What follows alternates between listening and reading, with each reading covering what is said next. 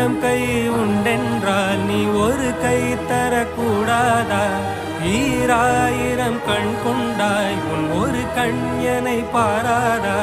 உன்னில் சரணடைந்தேன் இனி நீ கதியே.